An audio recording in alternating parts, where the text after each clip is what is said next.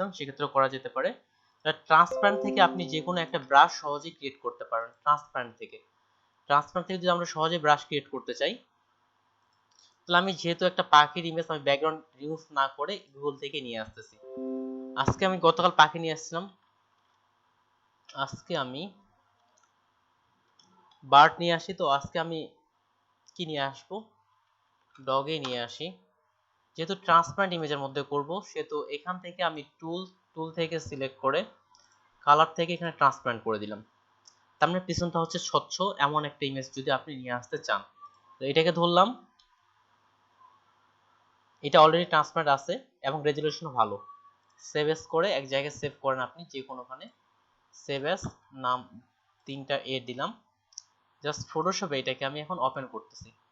একভাবে ওপেন করলে শর্টকাটে কন্ট্রোল ও চাপলাম, ডেস্কটপ, এখান থেকে ইমেজটা নিয়ে আসলাম ওপেন। তাহলে এখান থেকে জাস্ট যেহেতু আমি শুধুমাত্র এই মডেলটাকে এটাকে আমি দেখেন এটা খুব সহজেই মুভ করা যাচ্ছে, শুধুমাত্র এটাকে আমি সিলেক্ট করব। এই জন্য কন্ট্রোল চেপে এটাকে সিলেক্ট করলাম, কন্ট্রোল চেপে দেখেন এটা সাইড দিয়ে সিলেকশন হয়ে গেছে। এই সিলেকশন থাকা অবস্থায় এতটুকু আমি একটা ব্রাশ তৈরি করতে যাচ্ছি। এডিট থেকে ভাইয়া কন্ট্রোল চেপে সিলেক্ট করলে আমার পুরোটা বর্ডার সহ চলে আসে। আচ্ছা ঠিক আছে, তাহলে এই যে আপনার স্ক্রিন থেকে এই জন্য বলছিলাম, এরপর আপনার স্ক্রিন শেয়ার করে আমি ঠিক করে দিচ্ছি। তাহলে দেখেন এডিট থেকে দেখেন, তাহলে আপনার এটা ফুললি হয়তো পিএনজি না, ডিফাইন ব্রাশ প্রিসেট ক্লিক করলাম, নাম দেন ডিওজি ডগ। এখন আপনি যেই পেজে নেন, বা এখন আমি সামনের পেজে আসি, এটা অলরেডি আমার ব্রাশ তৈরি হয়ে গেছে। এই যে নিলাম, একটা নতুন লেয়ার নিচ্ছি, আর এই লেয়ারটা আপাতত অফ রাখলাম। ব্রাশে আসতেছি, এই যে কুকুরের একটা ব্রাশ তৈরি হয়ে গেছে। এই দেখেন যেভাবে ইচ্ছা আপনি এখন এটার সাথে যদি আরো ছোট ছোট করতে চান বা যেমনটা করবেন তেমনটাই হচ্ছে। তাহলে আপনার এটা মেইন না হওয়ার কারণ হচ্ছে আপনার ইমেজটা ট্রান্সপারেন্ট না, এই জন্য হচ্ছে মেইন কারণ। আপনি তাহলে স্ক্রিন শেয়ার করেন, ওখান থেকে আপনার ওখান থেকে প্রবলেমটা সলভ করি। এখন কি স্ক্রিন শেয়ার করতে পারবেন? পিসিতে আছেন? আসসালামু আলাইকুম ভাইয়া। হ্যাঁ আপু বলেন। বলতেছি যে ট্রান্সপারেন্ট ইমেজ হলে সেক্ষেত্রে আমরা কন্ট্রোল চেপে ক্লিক করলে ধরবে। হ্যাঁ শুধুমাত্র, যেটা হ্যাঁ শুধুমাত্র ওই ইমেজটা সিলেক্ট হবে, ট্রান্সপারেন্ট যদি ইমেজ হয়। আচ্ছা, আর যদি এমনি ইমেজ হয় তাহলে পুরোটাই ধরবে তো? পুরোটাই ধরবে বলতে আপনার ইমেজটা যেভাবে আসছে সেভাবে ধরবে। এটা যদি এখন হ্যাঁ হ্যাঁ বুঝতে পারছি। যতটুকু হবে সেই হিসাবে আর ধরবে। ট্রান্সপারেন্ট ওইটাই ধরবে, যেটা হ্যাঁ নিতে চাচ্ছি শুধুমাত্র সেটাই ওটাই ধরবে। ধরবে। আচ্ছা থ্যাংক ইউ। যান আপনার ছবিটা ওপেন করেন।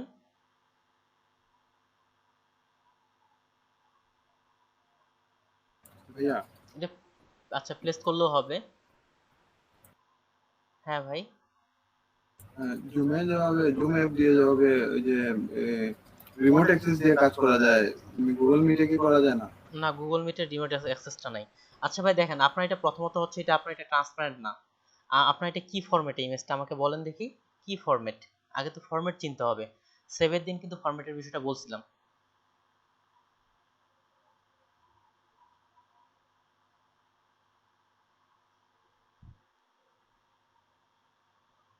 দেখেন ইমেজটাতে যান, ধীরে ধীরে করেন সমস্যা নেই, ধীরে ধীরে একটু করেন, আপনি একটু তাড়াহুড়া বেশি করতেছেন সমস্যা নেই। প্রয়োজনে মাইক্রোফোনটা অন করে নিতে পারেন, আপনার মাইক্রোফোন মনে অফ যদি কথা বলতে চান সেক্ষেত্রে।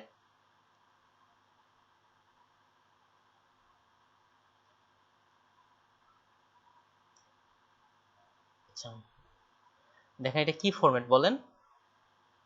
JPG format. আমরা জানি যে জেপিজি ফরম্যাট ট্রান্সপারেন্ট সাপোর্ট করে না, শুধুমাত্র ইমেজের ক্ষেত্রে পিএনজি ফরম্যাটই আপনার ট্রান্সপারেন্ট সাপোর্ট করে। এই জন্য আপনি যদি এটা করতে চান তাহলে প্যান টুল দিয়ে আপনাকে সিলেক্ট করে কাজটা করতে হবে। আপনার হতে পারে পিছন দিকে ঘর ঘর করা আছে, তাহলে হতে পারে ভাই পিছন থেকে ঘর ঘর করা আছে কিন্তু এটা আসলে ট্রান্সপারেন্ট ছিল না। নতুনদের জন্য এটা খুবই সমস্যা হয়, এমনকি আমার দিক থেকেও আমরা মনে করি যে এটা ঘর ঘর করা আছে এই জন্য এটা ট্রান্সপারেন্ট, আসলে দেখবেন যে অনেক ইমেজ ঘর ঘর করা আছে কিন্তু এটা ট্রান্সপারেন্ট না।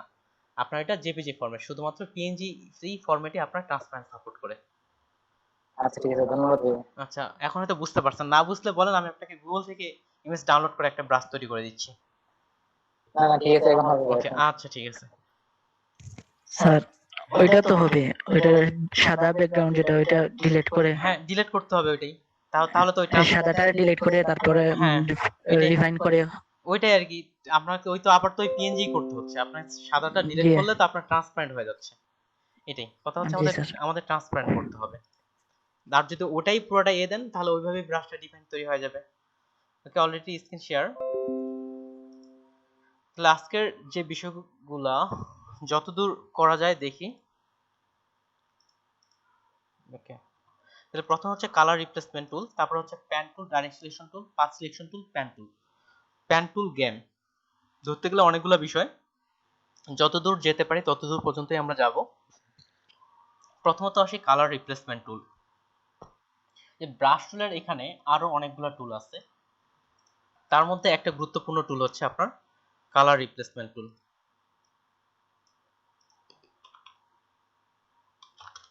Into 1080 resolution 72 colour mode RGB দিচ্ছি। CMY কালার মোডটা একটু কম থাকে কালার।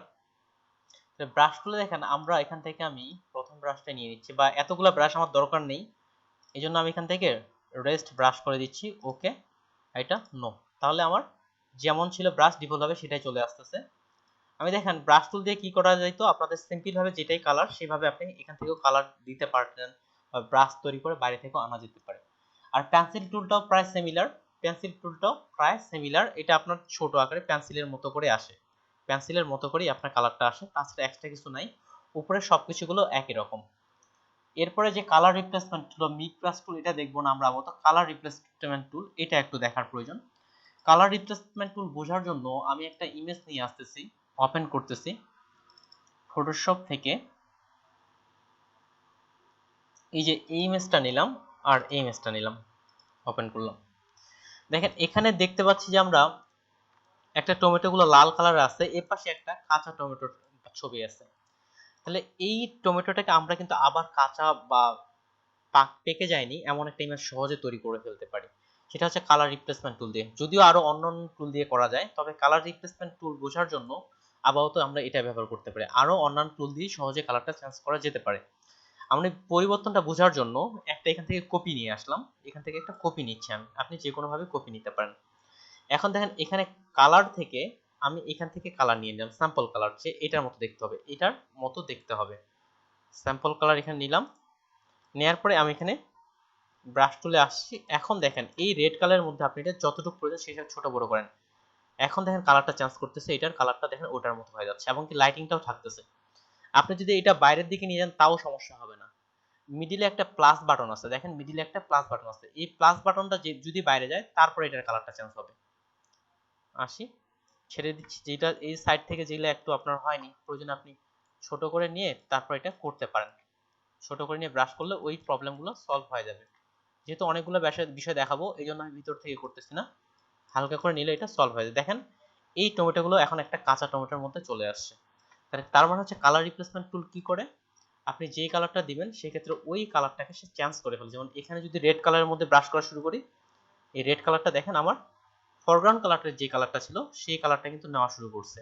এমনকি এখানে যে একটা সূর্যের যে আলো লাইটিং পড়ছিল সে অনুরূপভাবে তৈরি করে নিয়ে নিছে।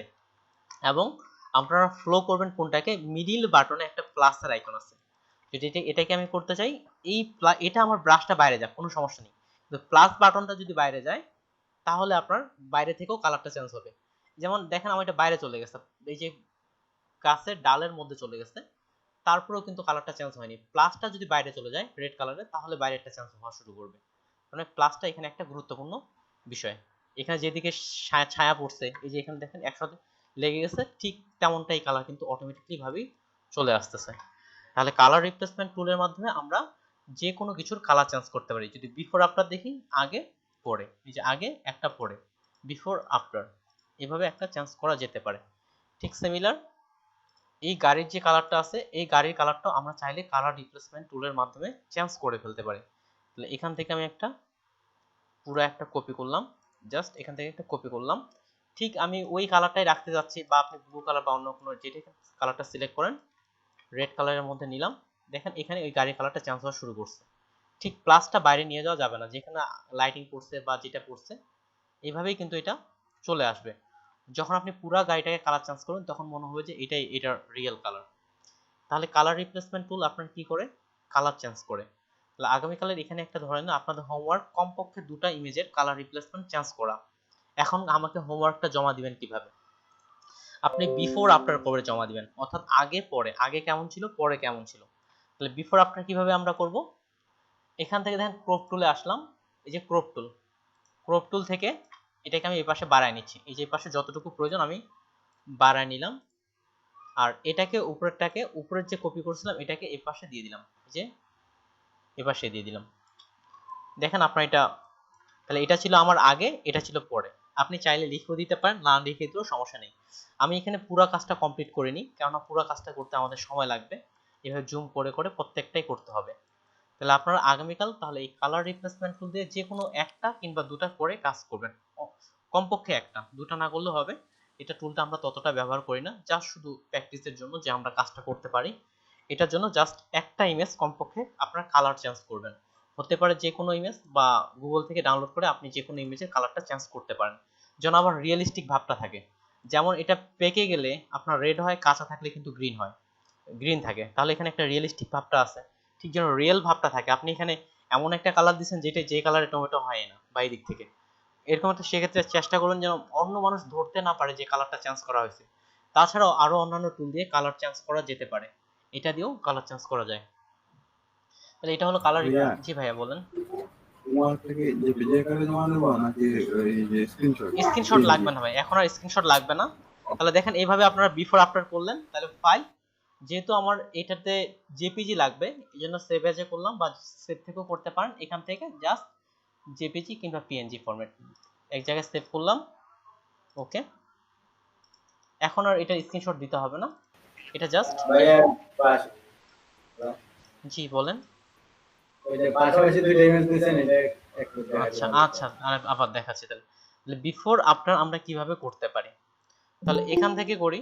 যেমন এখানে আমরা অলরেডি কিছুটা কালার চেঞ্জ করছি, পুরোটাই ধীরে ধীরে করলে হয়তো পুরোটাই একটা ভালো একটা কালার চলে আসবে। আমি পুরোটাই করতেছি না, আপনার যখন পুরোটাই হয়ে গেল তখন দেখেন আমরা জানি যে ক্রপ টুল অলরেডি আপনাদের দেখাইছি, এই যে ক্রপ টুল দেখানো হয়েছে গতকালের ক্লাসে। আপনি এখানে ক্রপ টুল নেন, ক্রপ টুল নেওয়ার পর যেহেতু আমার এখান থেকে আপনার যতটুকু প্রয়োজন সিম্পল ভাবে বাড়ায় নেন, সাইড থেকে যতটুকু প্রয়োজন, চাইলে কমও নিতে পারেন, বাড়ায় নিতে পারেন, যতটুকু ইমেজটা হতে পারে আইডিয়া করে নিয়ে নেন, কিন্তু আইডিয়া না থাকলে আপনি বেশি করে নেন, কোনো সমস্যা নেই। আর এরপরে স্ক্রিনের ওই যে বাটন গুলো যেভাবে দেখায় এটা কোনটা, দেখাচ্ছে না। কোনটা বাটন, ওই যে আপনার ওই যে হ্যাঁ, কি কি চাপতেছি, কোনটা বলেন। যেটা হ্যাঁ, ওকে ওইটাই। ঠিক আছে, এটা বড় করলাম। এখন এই যে আমার উপরে যে কালারটা কপিটা চেঞ্জ করেছিলাম এটাকে ধরে শিপ চেপে, এই যে শিপ কন্ট্রোল অল্টার কোনটা কিভাবে করে বলছিলাম, শিপ চাপলে কি হবে, পারফেক্ট ভাবে সমানভাবে আসবে। তাহলে এটা এখানে বসায় দিলাম, আর যে এক্সট্রা যে অংশটা আছে এটা আবার কমায় ফেলি, যে এটা যেহেতু আমার লাগবে না, যে এখান থেকে এটা কমায় ফেললাম, অটোমেটিক্যালি এটা কাছাকাছি আসলে নিয়ে নিবে, কাছাকাছি আসলেই অটোমেটিক্যালি নিয়ে নিবে। যদি কারো না নেই তাহলে চলে যান ভিউ, ভিউ থেকে শো, শো থেকে স্মার্ট গাইড, এটা মার্ক দিয়ে রাখবেন, এটাকে মার্ক দিয়ে রাখবেন, তাহলে কাছাকাছি যখনই যাবেন চম্বুকের মতো অটোমেটিক্যালি ধরে নেবে। যদি আপনি স্মার্ট অবজেক্ট অন করে রাখেন, শো, শো থেকে স্মার্ট গাইডস, এটা অন করে রাখলেই কাছাকাছি রাখলেই ধরে নেবে। তাহলে এই যে বিফোর আফটার, আমি যেমন অর্ধেকটা করছি আপনারা কিন্তু অর্ধেকটা করে আমাকে জমা দিবেন না, আপনি একটাই কাজ করেন, দুটা করার প্রয়োজন নাই, প্রয়োজনে আপনি একটা কাজ করবেন, তবে পারফেক্টলি ভাবে সুন্দরভাবে করবেন। ওকে, তাহলে বিফোর আফটার তাছাড়া রেকর্ডিং এর মধ্যেও আছে, এই রেকর্ডিং এর মধ্যে বিফোর আফটারটা দেখে কাজটা করতে পারেন, যে আগে এমন ছিল পরে এমন। তারপরে চলে আসি প্যান টুল। প্যান টুল হচ্ছে খুবই গুরুত্বপূর্ণ একটা টুল। প্যান টুল, এই যে কালার রিপ্লেসমেন্ট টুল বলেন বা এখান থেকে বলেন, প্যান টুল খুবই গুরুত্বপূর্ণ একটা টুল। প্যান টুলকে আপনি ফটোশপের মাও বলতে পারেন একদিকে, যে টুলগুলার আছে একেবারে মেইন টুল একদিক থেকে বলতে পারেন। অন্যান্য টুলে যেমন বিকল্প আছে, একটু আগে যেমন বললাম কালার রিপ্লেসমেন্ট টুল, কালার রিপ্লেসমেন্ট টুলের অন্যভাবে করতে পারি এমন একটা বলছে, কিন্তু ধরতে গেলে প্যান টুলের বিকল্প নেই, ধরতে গেলে প্যান টুলের আপনার বিকল্প নেই। একটা কাজ এইভাবে হচ্ছে না, আমি আরেকভাবে করলাম, কিন্তু প্যান টুলের বিকল্প নেই। প্যান টুল আপনার নতুন নতুন শেপ তৈরি করতে, কোনো কিছু সিলেক্ট করতে, এদিক থেকে প্যান টুল সবসময়ই আপনার ব্যবহার হবে। এমনকি আমরা যে এতক্ষণ ধরে ব্যাকগ্রাউন্ড ইউজ করছি, যেমন যেমন হচ্ছে মাসুম ভাই একটা ছবি ব্যাকগ্রাউন্ড ইউজ করছে মাস্কিং করে, এখন সামনের দিকে আমরা আর মাস্কিং বা এই দিক থেকে করব না, পেন টুল দিয়ে আমরা এই কাজটা ব্যাকগ্রাউন্ড ইউজের কাজটা করব। আর ব্যাকগ্রাউন্ড ইউজ নিয়ে প্রচুর পরিমাণে ফাইবারে কাজ পাওয়া যায়, যেমন কাজ পাওয়া যায় তেমন প্রচুর পরিমাণে মানুষ এই কাজটা ধরার জন্য বসে আছে। এমনকি আমি যদি বলি, আমি যে এই জবের আগে যে জবটা করতাম সেটাও কিন্তু এই ব্যাকগ্রাউন্ড রিমুভেরই কাজ করতাম। সেখানে মেইনলি আপনার পেন টুলেরই কাজ ছিল, শুধুমাত্র পেন টুলের কাজ। ঢাকায় এমন কোম্পানি আছে, অনেক কোম্পানি আছে, নামগুলো বলতেছি না, যারা প্রতি মাসে শুধুমাত্র এই পেন টুলের কাজ করেই এই কোম্পানিগুলো আপনার কোটি টাকার উপর ইনকাম করে, শুধুমাত্র পেন টুলের দিক থেকে বলা যায়। শুধুমাত্র এটাকে বলা হচ্ছে ক্লিপিং পাথ বা পেন টুলের ব্যাকগ্রাউন্ড রিমুভ করে কোটি টাকার উপর কাজ করে, অনেক ঢাকার কোম্পানি আছে। তাহলে পেন টুলটা যেটা দেখাতে যাচ্ছে এই বিষয়টা আপনারা অবশ্যই ভালো করে মাথায় নেবেন, এবং পেন টুলের উপরেও আমরা মার্কেট প্লেসে কাজ করব। তো পেন টুলের জন্য আমি জাস্ট একটা নতুন পেজ এটাতেই করে ফেলি, এটাতেই নিচ্ছি, এটা হোয়াইট ব্যাকগ্রাউন্ড করে নিলাম। তাহলে পেন টুল কোনটা, পেন টুল কোনটা, এই যে এখানে একটা দেখেন কলমের মতো আইকন, এটাকে বলা হচ্ছে পেন টুল। পেন টুলের ভিতর আবার কয়েকটা টুল অন্তর্ভুক্ত, এটা হচ্ছে pen tool, free free from pen tool, add anchor point বা ডিলেট অ্যাঙ্কর, প্রত্যেকটাকে আমরা একটু একটু করে দেখব। তাহলে হচ্ছে প্রথমে হচ্ছে এখানে কি পেন টুল, পেন টুলে আসলাম। পেন টুলের এখানে দেখেন অপশন বারে আবার অনেকগুলো বিষয় আছে, অপশন বারে আবার অনেকগুলো বিষয় আছে। পেন টুল মূলত আপনার তিনটা বিষয় নিয়ে কাজ করে, কিন্তু পেন টুলে কিন্তু শুধুমাত্র দুটাই অ্যাক্টিভ থাকে, এই যে পিক্সেল মোডটা অ্যাক্টিভ করা যায় না, সেক্ষেত্রে আমরা এটা বাদই দিলাম। তাহলে পেন টুলে হচ্ছে দুটা মোড, একটা হচ্ছে পাথ মোড আর একটা হচ্ছে শেপ মোড। তাহলে আপনার পেন টুলে দেখেন দুভাবে কাজ করে, একটা হচ্ছে পাথ মোড আর একটা হচ্ছে শেপ মোড। পাথ মোড কখন ব্যবহার হয়, শেপ মোড কখন ব্যবহার হয়? সাধারণত কোনো কিছুকে সিলেকশন করতে হলে, বা ব্যাকগ্রাউন্ড ইউজ করে, যেমন আমরা এই যে এখান থেকে সিলেকশন করতাম, এই যে এখান থেকে এই যে সিলেকশন করলাম, কিন্তু আপনি যদি বাঁকা বাকি করে সিলেকশন করতে চান পারফেক্ট ভাবে, ল্যাসো টুল দিয়েও কিন্তু করতে পারবেন না, কেননা এটা আমার ফ্রি ট্রান্সফর্ম টুল, হালকা একটু না হাত একটু বাঁকাবাকি হয়ে যায়, একটু না একটু বাঁকাবাকি হয়ে যায়, কিন্তু পেন টুল দিয়ে এটা একেবারে পারফেক্ট ভাবে করা যায়। সাধারণত সিলেকশনের ক্ষেত্রে পেন টুলের পাথ জিনিসটা সবচেয়ে বেশি ব্যবহার হয়। আর শেপ হচ্ছে এই যে আমরা এখান থেকে শেপ তৈরি করি, এই যে শেপ নিলাম, এই শেপ মোড হচ্ছে ওই একই জিনিস। পেন টুলের এখান থেকে শেপ মোডে যেটা আছে, এখান থেকে ক্লিক করলে আপনার ওই শেপ তৈরি করবে, দেখেন একটার পর একটা শেপ তৈরি করতেছে। তাহলে পেন টুল দুটাতে কাজ করে, একটা হচ্ছে পাথ মোড আর একটা হচ্ছে শেপ মোড। তাহলে পাথ মোড কখন ব্যবহার হয়? পাথ মোড সাধারণত কোনো ছবির ব্যাকগ্রাউন্ড রিমুভ করা বা সিলেকশন করা, এই কাজগুলোর জন্য আপনার পাথ মোড ব্যবহার করা হয়ে থাকে। আর শেপ মোড কোনো ডিজাইনের ক্ষেত্রে, শেপ তৈরি করার ক্ষেত্রে ব্যবহার করা হয়ে থাকে। তাহলে এটা দুটা ক্ষেত্রেই ব্যবহার করতে পারি। আমি দুটা বিষয় দেখাচ্ছি। আচ্ছা, অফিস থেকে ফোন দেওয়া হয়েছে, যিনি হচ্ছে লর্ড 2111 এর জন্য দেখতেছেন। ওকে, আমি কথা বলে এখনই ব্যাগ আসতেছে। ওকে, থ্যাংক ইউ সো মাচ। আসলে অফিস থেকে ফোন দিলে বিভিন্ন তথ্যগুলো জানানো হয়, এই যে আপনারা কতজন আসেন এই হিসাবটাই নিচ্ছিল। তাহলে লাস্টে পেন টুল নিয়ে যেটা বলছিলাম, পেন টুল তাহলে আমাদের শেপ মোডেও করে, পাথ মোডেও কাজ করে। তাহলে আজকে আমরা পাথ মোড, শেপ মোড উভয়ই যতদূর দেখা যায় আমরা দেখব। প্রথমত আপনাদের আমি পেন টুলের কিছু কিছু নির্দিষ্ট বিষয় আছে, সেই বিষয়গুলো তুলে ধরি। পেন টুল সবসময় আপনার তিনটা বিষয়কে ফলো করে থাকে, সবসময় কয়টা বিষয়? তিনটা বিষয়কে ফলো করে। এই তিনটা বিষয় কি কি যদি আসি, পেন টুল তিনটা বিষয় নিয়ে কাজ করে। এটা মোডের দিক থেকে গেল একটা, আরেকটা দিক থেকে, একটা হচ্ছে কর্নার, লাইন, তাহলে স্মরণ রাখবেন corner, line and curve. Corner, line, curve. তাহলে কর্নার কোনটা, লাইন কোনটা, কার্ভ কোনটা? এখানে পেন টুলে আসলাম, এটা পাথ মোডই থাক।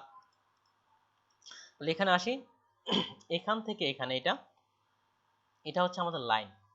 তাহলে দেখেন এখানে যেটা নিছি এটা হচ্ছে লাইন।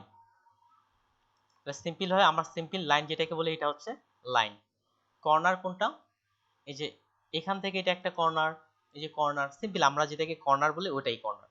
তাহলে তিনটা বিষয় নিয়ে পুরো পেন টুল এই তিনটার বাইরে কাজ করে না। তাহলে লাইন, কর্নার গেল, আরেকটা হচ্ছে আপনার কার্ভ। কার্ভ বিষয়টা কি? ঘোরানো। এই দিক থেকে আসলাম, এই দিক থেকে এইটা, এই লাইনটা দেখেন কর্নার নাই। তাহলে আমরা তিনটা যদি আবার রিভিউ করি, উপরেরটা হচ্ছে আপনার লাইন, এই যেগুলো হচ্ছে এক একটা করে কর্নার, আর এটা হচ্ছে কার্ভ। এটাতে দেখেন কিন্তু কর্নার নেই, যে হালকা করে ঘুরে গেছে, এটা হচ্ছে আপনার কার্ভ। তাহলে পেন টুল এই তিনটা বিষয়কেই আপনার সবসময় ফলো করে থাকে, কর্নার, কার্ভ এবং লাইন। এবার এই সবগুলোকে আমি ডিলিট করলাম।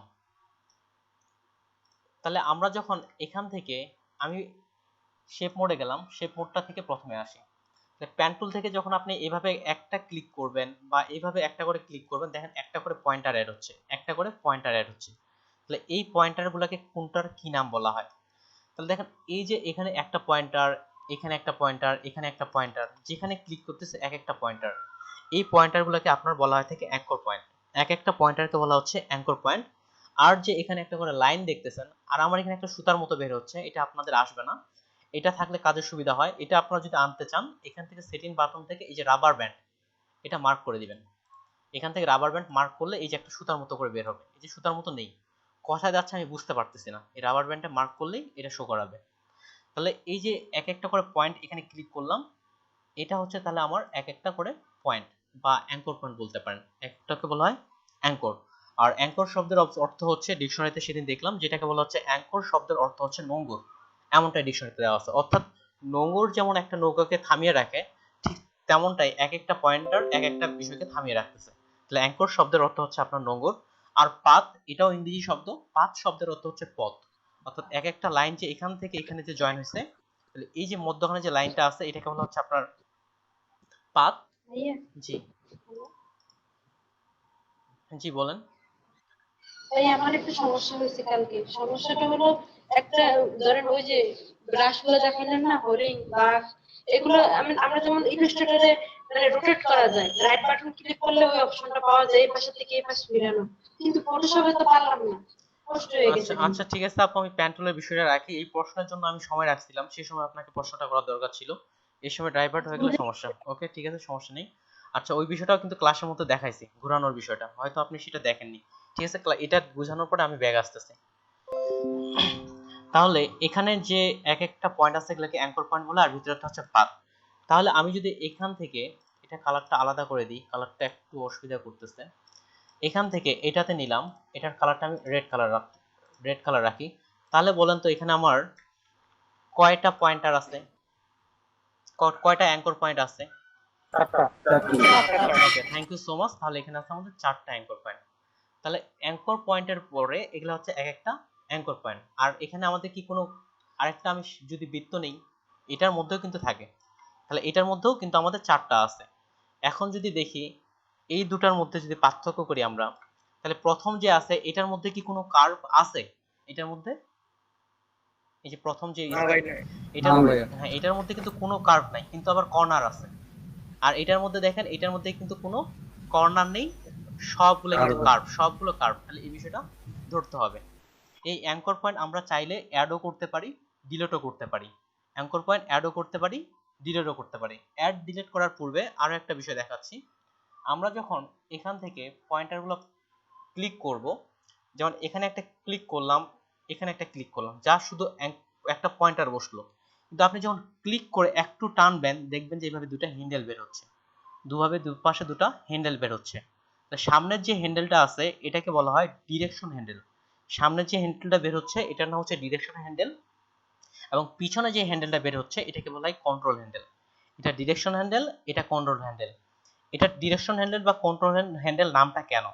তাহলে প্রথম দিকে দেখেন, এটাকে যখন আপনি সামনের দিকে এপাশে ঘোরাচ্ছেন, আপনি এটাকে যেমন আমি ঘুরাইলাম, দেখেন আমি এরপরে কোন পাশে যাব, ডিরেকশন, নির্দেশনা, অর্থাৎ কোন পাশে যাব এটাকে নির্দেশনা প্রদান করতে হবে। যেমন এটা যদি আমি এ পাশে যাই, ডান পাশে বা বাম পাশে যাই, এটা আপনি কি এভাবে নির্দেশনা প্রদান করতে পারবেন। আর পিছনেরটা হচ্ছে কন্ট্রোল, অর্থাৎ এই যে অলরেডি আমরা যে লাইনটা পিছন থেকে নিয়ে নিছি, এই লাইনটাকে আপনি কন্ট্রোল করতে পারবেন। আপনি যে কিবোর্ড থেকে কন্ট্রোল চাপি, তাহলে দেখেন এটা এখন সরানোর মতো অপশন চলে আসছে, দেখেন পিছনেরটা আমার সরতেছে। এই জন্য পিছনেরটা দিয়ে আপনাদের লাইনটাকে, পূর্বের লাইনটাকে কন্ট্রোল করা যায়। এই জন্য পিছনেরটাকে বলা হচ্ছে কন্ট্রোল হ্যান্ডেল, আর সামনেরটাকে বলা হচ্ছে ডিরেকশন হ্যান্ডেল। অর্থাৎ আমি এরপরে কোন পাশে যাব, আমি যদি এখন বাম পাশে যেতে চাই, তাহলে অল্টার চেপে এটাকে এ পাশে ঘুরাই দিতে পারি। তাহলে দেখেন এটা এ পাশে ঘুরে যাচ্ছে। আপনি যে পাশে যাবেন সে পাশে আপনি এখানে ডিরেকশন সিলেক্ট করবেন। আপনি যদি ডান পাশে যান বা বাম পাশে যান, সেভাবে আপনি ডিরেকশন সিলেক্ট করতে পারেন। এখানে আরো একটা গুরুত্বপূর্ণ বিষয়, যখন আমি এখানে ক্লিক করতেছি, দেখেন আমরা কিন্তু দুইভাবে এই কাজটা করা যেতে পারে। একটা হচ্ছে কন্ট্রোল চেপে, অল্টার চেপে। এখন প্রশ্ন হচ্ছে কখন আমরা কন্ট্রোল চেপে কাজটা করব, অল্টার চেপে কাজটা করব। আমি এটা নিলাম, এটা ছেড়ে দিছি, কিন্তু এই যে পয়েন্টারগুলো আছে এই পয়েন্টারটা আমি এখন সরাইতে যাচ্ছি, এখন কিন্তু সরাইতে পারতেছি না। কন্ট্রোল চেপেও সরানো যায়, অল্টার চেপেও সরানো যায়, তবে কখন কোন কাজটা করব। দেখেন প্রথমত কন্ট্রোলের কাজটা দেখাই। কিবোর্ড থেকে আমি যদি কন্ট্রোল বাটন প্রেস করি, এই অবস্থায় যদি এই পয়েন্টারটা দেখেন প্যান টুলের আইকন থেকে মাউসের একটা আইকন চলে আসতেছে। যখনই কন্ট্রোল চাপতেছি তখনই প্যান টুলের আইকন থেকে একটা মাউসের আইকন চলে আসতেছে। এই অবস্থায় যদি আপনি কন্ট্রোল চেপে এটাকে সরান, কন্ট্রোল, আচ্ছা অফিস থেকে আবার ফোন দেওয়া হয়েছে। হ্যাঁ আপু বলেন। জি আচ্ছা, আমি এদিকে স্টুডেন্টের ফোন ধরি না, কিন্তু অফিসে বিভিন্ন তথ্য আপডেট করে তো যার কারণেই ধরতে হয়। লাস্টলি যেখানে আসছিলাম, আমরা দেখেন কন্ট্রোল চেপেও কাজটা করি, অল্টার চেপেও কাজটা করতে পারি। আমি এর আগে যতগুলো ব্যাচ নিয়েছি স্টুডেন্টগুলো এই জায়গায় সবচেয়ে বেশি ভুল করছে, যার কারণে এই বিষয়টা আপনাকে আমি আরেকটু মার্ক করলাম যেন আপনারা ভুল না করেন। এই কন্ট্রোল এবং অল্টার চাপার বিষয়টা, আমরা যখন কন্ট্রোল চাপতেছি দেখেন কন্ট্রোল চেপে একটা হ্যান্ডেলকে ঘোরাচ্ছি, দু পাশ থেকে ঘুরতেছে। এটা কোন কোন পাশ থেকে ঘুরতেছে? দুই পাশ থেকে একসঙ্গে ঘুরতেছে। তাহলে এই যে দুপাশ থেকে ঘুরতেছে এটাকে বলা হয় সফট কর্নার বা সফট বলা হয় এটাকে বলা হচ্ছে সফট। কিন্তু আপনি যখন অল্টার চাপবেন দেখুন এবার কিন্তু আর দুই পাশে ঘুরতেছে না, এটা শুধুমাত্র এক পাশে, বা এটাকে আপনি অল্টার চেপে আর এক পাশে। আপনি যদি একবার অল্টার চাপেন তাহলে কিন্তু আর এটা কন্ট্রোলের কাজটা আর করবে না। দেখেন এবার আমি কন্ট্রোল চাপছি তাও কিন্তু একসঙ্গে দুটা কর্নার ঘুরতেছে না। তার মানে আমরা যদি সফট কোথাও থাকে, সফট কর্নার, যে জায়গায় সফট জায়গা সেখানে আপনি কন্ট্রোল চেপেই কাজটা করবেন। আর যেখানে ফুললি কর্নার, কোনো জায়গায় যদি আপনার একেবারে টোটাল ওইটা কর্নার, কোনো জায়গায় দেখতেছেন হতে পারে কোনো একটা গাড়ির ইমেজটা দেখাই, গাড়ির ইমেজটা আমরা যখন ব্যাকগ্রাউন্ড ইউজ করবো, বা এখানে যেমন এখানে যদি আমরা এটা ব্যাকগ্রাউন্ড ইউজ করতে চাই, দেখেন এটা আমার ফুললি এই জায়গায়, দেখেন এটাকে এই ইমেজটা দেখেন এই জায়গাটাকে আমরা কর্নার বলবো কি না, এটা ফুললি কর্নার। এই জায়গাগুলোতেই শুধু আপনি অল্টার চাপতে পারবেন। আর এদিকে দেখেন এটার কার্ভ, প্রত্যেকটা জিনিসে কিন্তু কার্ভ কর্নার নেই। এটা এই যে টমেটোর বিষয়টা, এটা পুরোটাই একটা রাউন্ডেড কার্ভ। এই জায়গাগুলোতে আপনি অল্টার চাপতে পারবেন না। তাহলে আমরা কখন অল্টার চাপবো? যখন আপনার ফুললি একটা কর্নার পাবেন তখনই শুধু আপনি অল্টারটা চাপতে পারবেন। কিন্তু আপনি চাপতে পারবেন বলতে চাপতে পারবেন না বলতে কি আপনি কাজটা করতে পারবেন কিন্তু কাজটা সঠিক হবে না। তাহলে শুধুমাত্র যেখানে আপনার ফুললি কর্নার বেস কাজগুলো দেখবেন, যেমন এটা ফুললি কর্নার এই জায়গায়, তাহলে এই জায়গায় আপনি যখন কাজগুলো করবেন ওই জায়গায় অল্টার চাপতে পারবেন। আর যখন এরকম কাজগুলো আসবে আপনার সামনে, আমি একটা কাজ করেই দেখাবো আপনাদের, যখন এই ধরনের কর্নার বেস এইভাবে একটা কার্ভ আসবে তখন আপনি যদি ছোট বড় করার প্রয়োজন পড়ে তাহলে আপনাকে অল্টার চেপে ছোট বড় করতে হবে। যদি ওইভাবে করতে চাই তাহলে অল্টার চেপে ছোট বড় করতে হবে। এবার দেখেন তো আমার এখানে পুরাটাই কাজ হয়ে গেছে। এখানে কতটা অ্যাঙ্কর পয়েন্ট গুনে করতে হবে, তাহলে একটা দুটা তিন চার, বাদে গুনতেছি না, অনেকগুলো অ্যাঙ্কর পয়েন্ট। এখন ধরে নেন কোনো ক্রমে আপনার এখানে একটা অ্যাঙ্কর পয়েন্ট অ্যাড করার প্রয়োজন ছিল, কোনো ক্রমে আপনি ভুলে এখানে একটা অ্যাঙ্কর পয়েন্ট দেননি, এখানে একটা অ্যাঙ্কর পয়েন্ট অ্যাড করার প্রয়োজন ছিল। এই কাজটা আমরা করতে পারি, এই যে এখানে লেখা আছে অ্যাড অ্যাঙ্কর পয়েন্ট, ফ্রি ট্রান্সফর্মটা আগে দেখানোর দরকার ছিল, যাও এখানে লেখা আছে অ্যাড অ্যাঙ্কর পয়েন্ট টুল। এখানে দেখেন 3 নম্বরে যেটা আছে অ্যাড অ্যাঙ্কর পয়েন্ট টুল, এটা কি করে, আপনি যদি কোথাও ভুলে অ্যাঙ্কর পয়েন্ট অ্যাড করেননি এমনটা যদি হয়, পরে এসে আপনি যেখানে ইচ্ছে অ্যাঙ্কর পয়েন্ট অ্যাড করতে পারবেন। যেমন আমার দেখতেছি যে আমার ভুল হয়েছে, এখানে একটা অ্যাঙ্কর পয়েন্ট অ্যাড করার প্রয়োজন, জাস্ট এখানে একটা ক্লিক দিলেই আপনার অ্যাঙ্কর পয়েন্ট অ্যাড হয়ে গেছে। এবং আপনি চাইলে এটা এখন দেখেন এই যে সরাইতে পারতেছেন, দুটো হ্যান্ডেলও বের হয়ে গেছে। ঠিক সিমিলার আমার এখানে একটা অ্যাঙ্কর পয়েন্ট দেওয়ার প্রয়োজন ছিল কিন্তু আমি ভুলে দেইনি, এখান থেকে অ্যাড অ্যাঙ্কর পয়েন্ট যেটা অপশন আছে আপনি চাইলে এখান থেকে একটা করে অ্যাঙ্কর পয়েন্ট যেখানে ইচ্ছা আপনি ক্লিক করলেই এখানে একটা করে অ্যাঙ্কর পয়েন্ট তৈরি হয়ে যাবে। তাহলে অ্যাড অ্যাঙ্কর পয়েন্ট কি করে, আপনার অ্যাঙ্কর পয়েন্ট অ্যাড করে। আর ডিলিট অ্যাঙ্কর পয়েন্ট কি করে, বোঝা যাচ্ছে, এই অ্যাঙ্কর পয়েন্ট ডিলিট করে। যদি আমার মনে হয় যে এখানে অ্যাঙ্কর পয়েন্ট আমার প্রয়োজন ছিল না, তাহলে এখান থেকে আমি এটা ডিলিট করে দিই, ক্লিক করলে দেখেন মাইনাস আইকন চলে আসছে, পেন টুলের পাশে ছোট্ট করে একটা মাইনাস আইকন আসছে, এখানে ক্লিক করলেই এটা দেখেন মাইনাস হয়ে যাচ্ছে, এই যে ক্লিক করলেই ওটা এটার সাথে জড়া করে দিচ্ছে। এই যে এটা তাহলে ডিলিট করে, আরেকটা হচ্ছে অ্যাড করে। এই কাজটা যদি আপনি শর্টকাটে করতে চান তাহলে পেন টুলেই থাকেন, এই যে অ্যাড ডিলিটে আসতে হবে না, শর্টকাটে করার জন্য পেন টুলেই থাকেন, কোনো বাটন চাপতে হবে না, জাস্ট এই পাতের মধ্যে আসলেই আপনি প্লাস বাটন চলে আসতেছে, তাহলেও আপনি অ্যাঙ্কর পয়েন্টে অ্যাড করতে পারবেন। আর যদি ডিলিট করতে চান তাহলে কিবোর্ড থেকে আপনি অল্টার বাটন চাপলেই হয়। আচ্ছা, কোনো কিছু চাপতেও হবে না। ডিলিট বাটন যদি করতে চান তাহলে কোনো অ্যাঙ্কর পয়েন্টের উপরে মাউসটা নিয়ে যান, দেখেন এটা অটোমেটিক্যালি মাইনাস চলে আসছে, সেটা মাইনাস চলে আসতেছে। আর যদি অ্যাড করতে চান তাহলে পাথের মধ্যে আসলে দেখেন প্লাস বাটন চলে আসছে, তারপর এই কাজটা আপনাকে যে অ্যাড অ্যাঙ্কর পয়েন্ট বা ডিলিট অ্যাঙ্কর পয়েন্টে যেতেই হবে এমনটা কিন্তু না। প্যান্ট টুল থেকেই আপনি এই কাজটা করতে পারবেন। পাথের মধ্যে আসলেই এখানে একটা প্লাস আইকন চলে আসতেছে, তার মানে অ্যাঙ্কর পয়েন্ট আপনার অ্যাড হবে। হ্যাঁ জি আপু বলেন। হ্যালো, হ্যাঁ বলেন।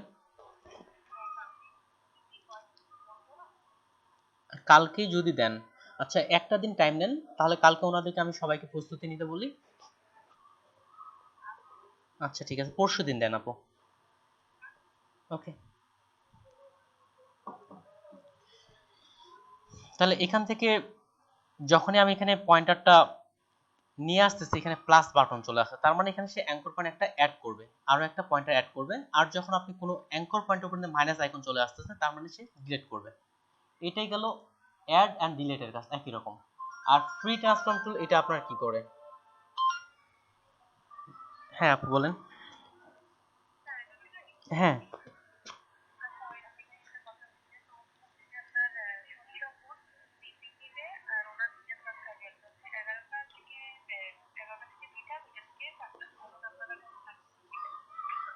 আচ্ছা, এখানে যদি আমাদের দুটো ব্যাচ ক্ষেত্রে দেখি, এই যে ব্যাচটা চলতেছে ইনাদের ক্লাস হচ্ছে আপনাদের 4টা থেকে 6টা, সেক্ষেত্রে ইনাদের হয়তো সকালকার ব্যাচটা নিতে হতে পারে।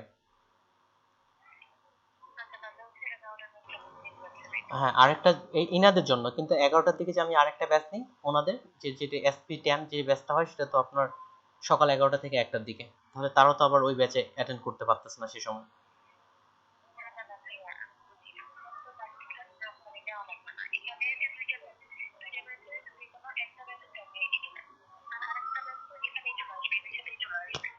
না ঠিক আছে, আমি একটু আপু বলতেছি। এই যে দেখেন ওই ব্যাচটা চলতেছে 28 নাম্বার ক্লাস, আর এই ব্যাচটা চলতেছে আপনার 7 নাম্বার ক্লাস, তাহলে তো একসাথে করা যাচ্ছে না। হ্যাঁ জি, জি মাইক্রো ওয়ার্কার, তাহলে ওনাদের টাইমটা কখন দিচ্ছেন? এখন যদি আমরা ধরে নেন ক্লাসটা আমি, তাহলে 2টা থেকে 4টা পর্যন্ত একটা ব্যাচ বললেন তাই না? তাহলে দুটা টাইমটা সিলেক্ট করা যেতে পারে, তাহলে এই ব্যাচটাও ওই সময়টা পাচ্ছে, ওই ব্যাচটাও ওই সময়টা পাচ্ছে। ওকে, তা হ্যাঁ দুইটা ব্যাচ একসাথে হবে। জি, এই দুইটা ব্যাচ চলতেছে, একটা 11টা থেকে 1টা আর 4টা থেকে 6টা।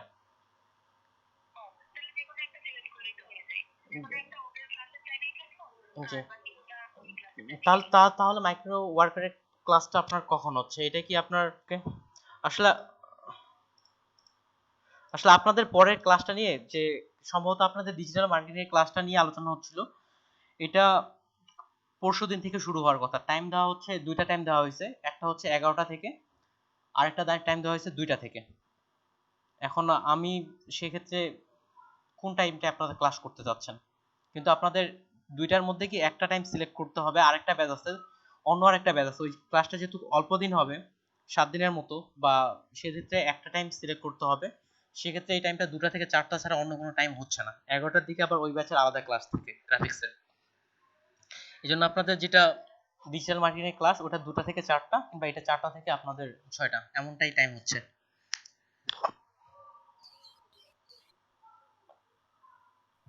সমস্যা না স্যার। আচ্ছা ভাই ঠিক আছে, আপনার যেটা সুবিধা হয় ওটাই করেন। ভাই প্রতিদিন কি দুইবেলা ক্লাস চলবে? ওই ক্লাসটা ভাই আপনাদের 7 থেকে 8 দিন চলতে পারে। ব্যাচটা হবে আমাকে অফিস থেকে যেমনটা টাইম জানানো হলো, 2টা থেকে 4টার দিকে ওই ক্লাসটা হবে, আবার 4টার থেকে আমাদের এই ক্লাসটা চলবে, একসঙ্গে দুইটা ক্লাসই চলবে। সমস্যা নেই ভাই, দুটো বাজে ঠিক আছে। ওকে ঠিক আছে, ঠিক আছে ভাই, সমস্যা ওকে ঠিক আছে। আমি এটা তাহলে পরশুদিন থেকে ক্লাস করার মতো একটা প্রস্তুতি নিয়ে নেন অফিস থেকে, আরো জাস্ট এটা আপডেট জানানো হলো যে পরশুদিন থেকে, অনেকটা বলছিল কালকে থেকে। পরশুদিন তো পরশুদিন শুক্রবার। আচ্ছা তাহলে হয়তো শনিবার থেকে এমন একটা হতে পারে। আমি অফিস থেকে প্রয়োজনে আপনাদের হোয়াটসঅ্যাপ গ্রুপে বা ফেসবুক গ্রুপে আমি মেসেজ দিয়ে দিব। কিসের ক্লাস ভাই পরশুদিন থেকে, মানে ডিজিটাল মার্কেটিং? হ্যাঁ ডিজিটাল মার্কেটিং এর একটা অংশ বলতে পারেন, সম্পূর্ণ না। বাট আমরা তো ডিজিটাল মার্কেটিং এ এনরোল করে নাই, আমি তো ভাই এখানে গ্রাফিক না ডিজাইন ডিজিটাল মার্কেটিং এনরোল করতে হবে না ভাই, আপনাকে ডিজিটাল মার্কেটিং এনরোল করতে হবে না। এটা হচ্ছে যেন প্রত্যেকে আর্নিং করতে পারেন, এই জন্য এক্সট্রা ভাবে ওই কাজটা করা হচ্ছে, যেন কারো আর্নিং মিসিং না থাকে। ওকে ওকে ওকে। এই যে মাইক্রো ওয়ার্কারের কাজটা দেখানো হবে নাকি? জি ভাই, মাইক্রো ওয়ার্কারই কাজ করা হবে, অনেকে হয়তো জানেন বিষয়টা। ভাইয়া মাইক্রো ওয়ার্কার ছাড়া কি অন্য কোনো মার্কেট প্লেস দেখানো হবে নাকি না, অনলি ওই ক্লাসে আপনাকে শুধু মাইক্রো ওয়ার্কার দেখানো হবে, আর আমার ক্লাসে আপনাকে আমি ফাইবার ফ্রিল্যান্সার থেকে শুরু করে আরো অনেক মার্কেট প্লেস দেখাবো। ওই ক্লাসে শুধুমাত্র মাইক্রো ওয়ার্কার, আর এদিকের যে মার্কেট প্লেসগুলো আছে সেগুলোর ক্ষেত্রে আমি দেখাবো। আচ্ছা ঠিক আছে। ওকে, ঠিক আছে। তাহলে এখন আমরা তাহলে ফ্রি ট্রান্সফর্ম টুলে আসি। এই যে ফ্রি প্যান ট্রান্সফর্ম, এটা কি করে আমাদের ল্যাসো টুলের মতো করে কাজ করে। দেখেন যেভাবে নিচ্ছি সেভাবে সে একটা করে পয়েন্টার নিয়ে নিচ্ছে, অটোমেটিক্যালি ভাবে নিয়ে নিচ্ছে। তাহলে ফ্রি ট্রান্সফর্ম টুল কি করে, অটোমেটিক্যালি ভাবে যেভাবে আপনি ঠিক ল্যাসো টুলের মতো যেভাবে নেবেন ঠিক সেভাবে সে কিন্তু পাথ বা অ্যাঙ্কর পয়েন্ট অটোমেটিক্যালি ভাবে নিয়ে নিচ্ছে। তাহলে আমি আরেকটু রিভিউ করি। আচ্ছা, সবার শেষেরটা বুঝাইনি, প্রত্যেকটা বলছি। কেউ কি মুখে মুখে বলতে পারবেন কোনটা কিভাবে কাজ করে? না আমি বলবো আরেকবার। যে কেউ এমন কি বুঝছেন যে কোনটা কি কাজ করে বলতে পারবেন কেউ?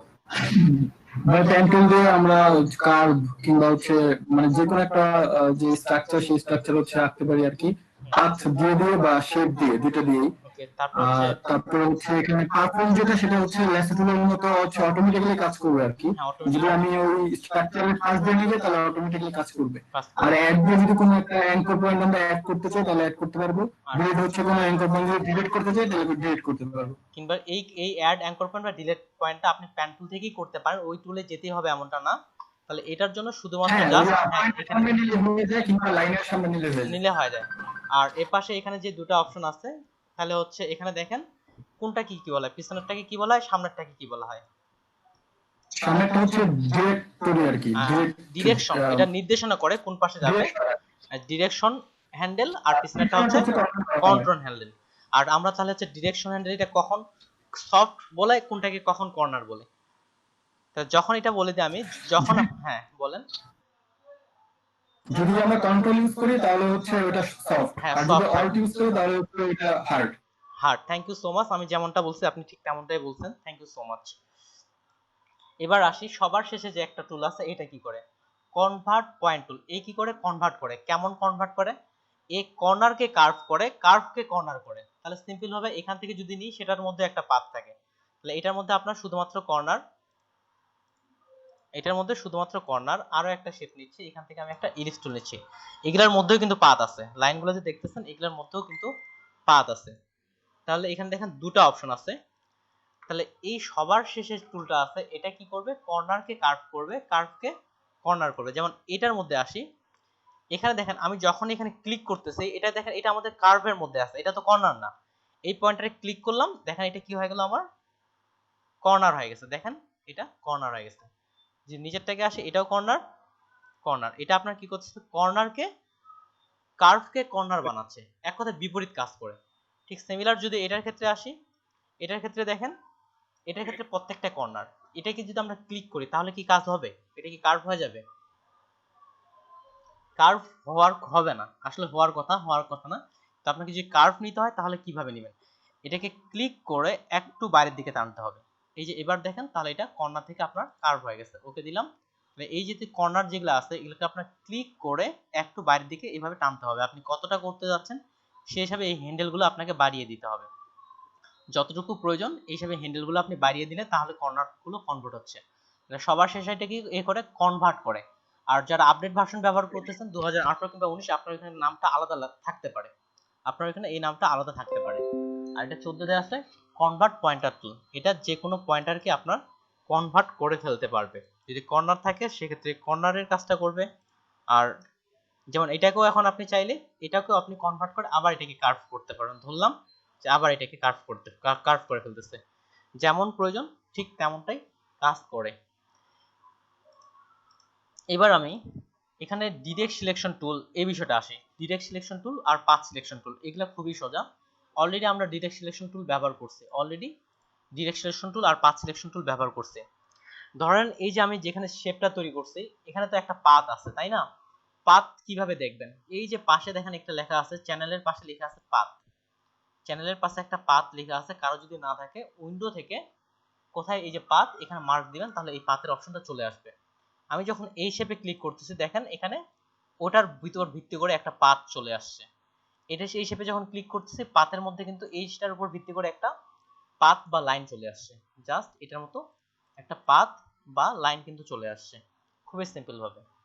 এই পাথটাকে আমরা দেখার জন্য বা এই পাথটাকে মডিফাই করার জন্য, যেমন আমি এইটার পাথটা মডিফাই করতে যাচ্ছি, আচ্ছা কোনটাকে ধরবো, নিচেরটার, এই পার্টটাকে মডিফাই করতে যাচ্ছি, এটা সিলেক্ট করলাম, এই পার্টটাকে মডিফাই করতে যাচ্ছি, এই পার্টটাকে মডিফাই বলতে আমি এই যে সরাইতে চাচ্ছি বা বাঁকাবাকি করতে যাচ্ছি, এমন একটা মডিফাই করতে যাচ্ছি। তাহলে পাথ মডিফাই করার জন্য আপনার সাধারণত ডিরেক্ট সিলেকশন টুলটা, ডিরেক্ট না ডাইরেক্ট সিলেকশন টুলটা ব্যবহার করা হয়ে থাকে পাথ মডিফাই করার জন্য।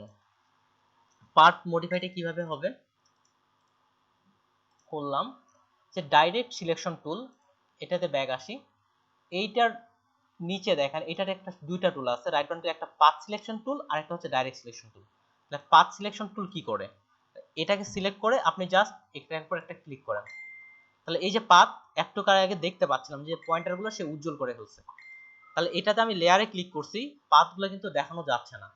তাহলে উপরে যেটা আছে লেখা আছে পাথ সিলেকশন টুল, এটা আপনি ক্লিক করেন, তাহলে পাথগুলো কোথায় কোথায় আছে এটা আমাকে শো করাচ্ছে, যে এখানে একটা অ্যাঙ্কর পয়েন্ট, এখানে একটা অ্যাঙ্কর পয়েন্ট, চাইলে আপনি একটা অ্যাঙ্কর পয়েন্টও আপনি সিলেক্ট করতে পারবেন।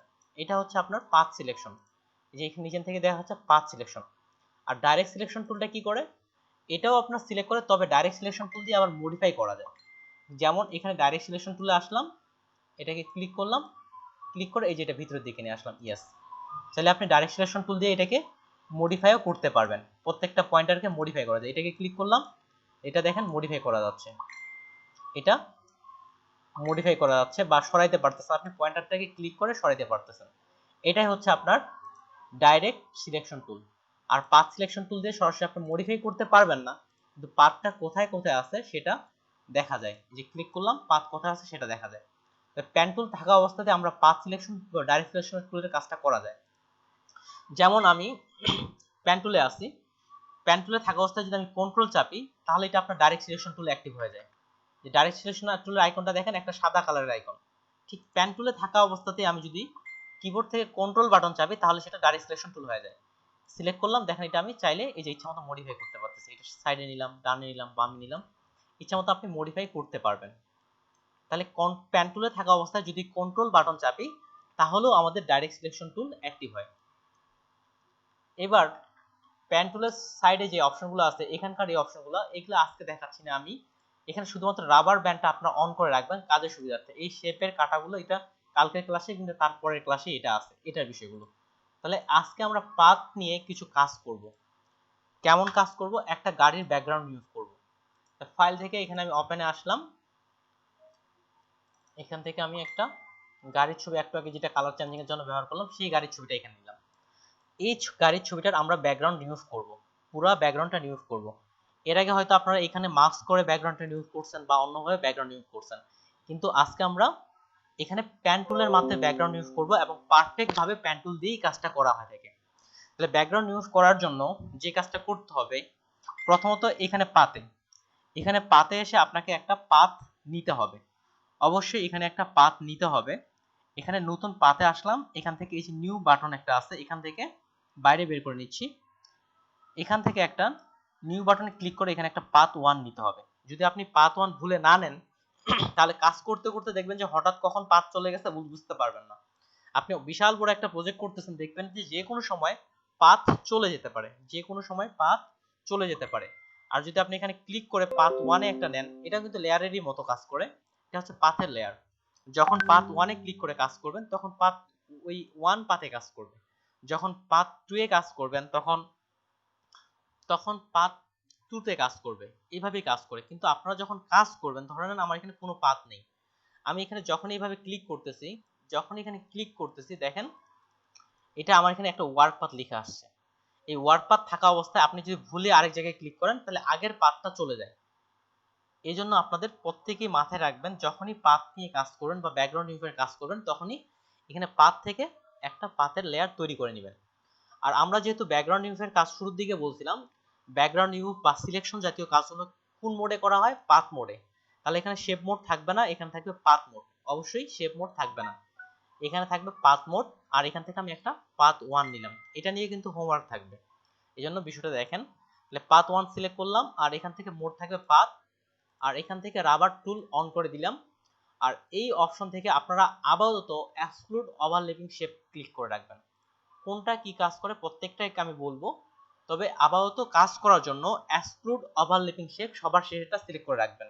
এটা যদি না সিলেক্ট করা হয় তাহলে কাজগুলো পারফেক্টলি ভাবে কাজ করে না। এটার কারণটা আমি বলবো সামনে দুটা কিংবা একটা ক্লাস পরেই বলবো। তাহলে এখান থেকে সিলেক্ট করে রাখবো কোনটা, এক্সক্লুড ওভারল্যাপিং শেপ, এটা সিলেক্ট করে রাখবো। আর এখান থেকে আপনি কাজের সুবিধার্থে রাবার ব্যান্ডটা অন করে নেবেন। আর এখান থেকে থাকবে পাথ মোড, এখান থেকে পাথ 1 সিলেক্ট থাকলো। এরপরে এই ইমেজটাকে আমরা ব্যাকগ্রাউন্ড ইউজ করব। ব্যাকগ্রাউন্ড ইউজ করার জন্য কয়েকটা বিষয় খেয়াল রাখতে হয়। এখন বায়ার যখন আপনার কোনো একটা ইমেজ দিল, হতে পারে তিনি একটা চেয়ারের ইমেজ দিচ্ছেন, হতে পারে একটা টেবিলের ইমেজ দিচ্ছেন, হতে পারে কোনো ফলের ইমেজ দিচ্ছেন, এই ধরনের হতে পারে কোনো বোতলের ইমেজ দেওয়া হয়েছে, যে কোনো ইমেজ দেওয়া হতে পারে। সেক্ষেত্রে বায়ার বলে দেয় আপনি যে 1 পিক্সেল পাথ করবেন না 2 পিক্সেল পাথ করবেন। 1 পিক্সেল পাথ আছে, 2 পিক্সেল পাথ আছে, 8 পিক্সেল পাথ আছে। তাহলে 1 পিক্সেল পাথ কোনটাকে বলা হয়, 2 পিক্সেল পাথ কোনটাকে বলা হয়, বা 8 পিক্সেল কোনটাকে বলা হয়। 1 পিক্সেল পাথ এটাকেই বলা হচ্ছে এখানে আমি কাকে ব্যাকগ্রাউন্ড ইউজ করতে যাচ্ছি বা মেইন প্রোডাক্ট কোনটা। এখানে মেইন জিনিস হচ্ছে আমার গাড়ি, তাহলে গাড়িটাকে বলা হবে ফরগ্রাউন্ড। আর গাড়ির বাদ দিয়ে যেগুলো আমি রাখতে চাচ্ছি না সেটাকে বলা হচ্ছে আপনার ব্যাকগ্রাউন্ড। তাহলে এখানে আমার মেইন জিনিস কোনটা, মেইন হচ্ছে আমার গাড়িটা হচ্ছে ফরগ্রাউন্ড, আর ব্যাকগ্রাউন্ড হচ্ছে ব্যাকগ্রাউন্ডই। যদি আপনি এই যে এখান থেকে দেখেন, এখান থেকে বুঝাই, যদি আপনি একদম এটা বরাবর, ব্যাকগ্রাউন্ডও আসবে না এবং ভিতর দিকেও কাটা যাবে না, একেবারে বরাবর ক্লিক করেন, এভাবে একেবারেই বরাবর ক্লিক করেন, তাহলে আপনার এটাকে বলা হচ্ছে এজ পাথ, একেবারেই বরাবর। আর যদি একটু ভিতরের দিকে নেন 1 পিক্সেল, এই যে ঘরগুলো এক একটা বলে 1 পিক্সেল, একটু ভিতরের দিকে নেন একটা ঘর, এটাকে বলা হচ্ছে 1 পিক্সেল। আর যদি দুটা ঘর ভিতরের দিকে নেন এটাকে বলা হচ্ছে 2 পিক্সেল, এটাকে বলা হচ্ছে 2 পিক্সেল, 1 পিক্সেল বা 2 পিক্সেল। তাহলে আমরা যদি একেবারেই সাইড দিয়ে নেই, একেবারেই সাইড দিয়ে নেওয়া হয়, আমার যেটাকে ব্যাকগ্রাউন্ড ইউজ করব ওইটা, আর ব্যাকগ্রাউন্ডের একেবারেই বরাবর, তাহলে ওইটাকে বলা হচ্ছে এইজ পাথ। আর যেটা আপনি ভিতরের দিকে 1 পিক্সেল একটু ভিতরে ঢোকাবেন সেটাকে বলা হচ্ছে 1 পিক্সেল, আর যেটা আরেকটু ভিতরে নিচ্ছেন সেটাকে বলা হচ্ছে আপনার 2 পিক্সেল। তবে আগামীকাল আপনারা যে কাজগুলো করবেন সেটা হচ্ছে 1 পিক্সেল পাথ। আমি এখন একটা 1 পিক্সেল পাথ করে আপনাদের দেখাচ্ছি। তাহলে এভাবে একটা আপনি ইমেজ নিয়ে নিলেন, গুগল থেকে ডাউনলোড করবেন, ডাউনলোড করার প্রসেসটাও দেখাই দিচ্ছি। এখান থেকে পাথ 1 এ সিলেক্ট থাকলো, এখান থেকে পাথ মোড, আর এগুলো তো বললাম ঠিক সেভাবে সিলেক্ট করলেন। এখান থেকে যে কোনো একটা কর্নার থেকে আপনি শুরু করেন, যেখান থেকে ইচ্ছে শুরু করেন।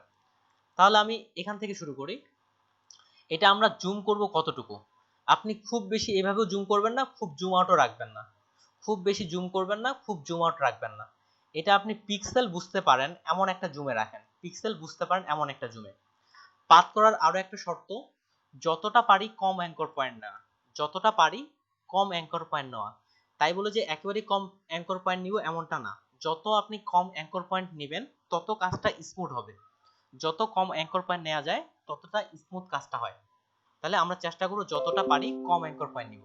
তাহলে আমি এটা ব্যাকগ্রাউন্ড ইউজ শুরু করতেছি। এখান থেকে একটু টানলাম, এভাবে অনেকে ক্লিক করে করে এভাবে কাজটা করে, এই ক্লিক করে করে আপনাকে কাজটা করা যাবে না, আপনাকে ডিরেকশন হ্যান্ডেল এবং কন্ট্রোল হ্যান্ডেল দুটাই রাখতে হবে। এই যে টানতেছি দেখেন আমার এই যে ডিরেকশন হ্যান্ডেল কন্ট্রোল হ্যান্ডেল দুটাই বের হচ্ছে, আপনাকে ডিরেকশন হ্যান্ডেল এবং কন্ট্রোল হ্যান্ডেল বের করে দিতে হবে, ডিরেকশন হ্যান্ডেল এবং কন্ট্রোল হ্যান্ডেল দুটাকে বের করে দিতে হবে। এটা নিলাম। এবার এই যে এখানে দেখেন এটা একটা কর্নার, তাহলে এখানে কর্নার অল্টার চেপে একটু ঘুরাই দিলাম। আর এদিকে দেখেন এটা কিন্তু কার্ভ, এটা দেখেন কার্ভ, এই পাশ থেকে এটা সেই হিসাবে আমি ঘুরাইলাম। ঠিক সিমিলার, এটা যদি আপনার কর্নার মনে হচ্ছে তাহলে কর্নার করে অল্টার চেপে হালকা ঘুরাই দিতে পারেন। আর কন্ট্রোল চেপেও যদি হয় কন্ট্রোল চেপেও করতে পারেন। শুধু কখনো আপনি কার্ভের মধ্যে অল্টার প্রেস করবেন না, কখনো কার্ভের মধ্যে অল্টার প্রেস করবেন না, শুধুমাত্র কর্নারের মধ্যে অল্টার প্রেসটা করা যেতে পারে। তাহলে এখান থেকে হালকা করে নিলাম, তারপর যেভাবে আছে সেভাবে আপনি ভিতর দিকে করেন। শর্ত হচ্ছে কি যত পারি কম অ্যাঙ্কর পয়েন্ট নেওয়া, এবং যেন আবার এমনটা না হয় অ্যাঙ্কর পয়েন্ট নিতে গিয়ে আপনি ভিতরের দিকে বেশি কেটে ফেলেছেন কিংবা বাইরের দিকে বেশি চলে গেছে। ঠিক এ পাশে আমি করতে আসছি, এখান থেকে এটা নিলাম, এটা একটু প্রয়োজন আমি ছোট করে নিচ্ছি। তাহলে কন্ট্রোল চেপে আমি ছোট করছি, অল্টার চেপে কিন্তু না, কন্ট্রোল চেপে করলে এই যে দুপাশেই সরতেছে, অল্টার চেপে করে নিই। এখান থেকে একটু নিই, এই যে এই জায়গায় হালকা একটু ছোট করে নিলাম, তারপর এই জায়গায় আবার নিচ্ছি। এটা কার্ভ না কর্নার, এই জায়গায় এটা বর্তমান মাছটা আমার যেখানে আছে, কার্ভ না এইটা কার্ভ, হ্যাঁ এইটা কর্নার, এটা কর্নার ভাই, এটা কর্নার ভাই। আর এইটুক কিন্তু কার্ভ, হালকা একটা কার্ভ আছে, তার মানে এখানে কর্নারে আমি অল্টার চেপে হালকা করে এই পাশে দিয়ে দিলাম। আর স্পেস বাটন চাপলে সরাইতে পারবেন।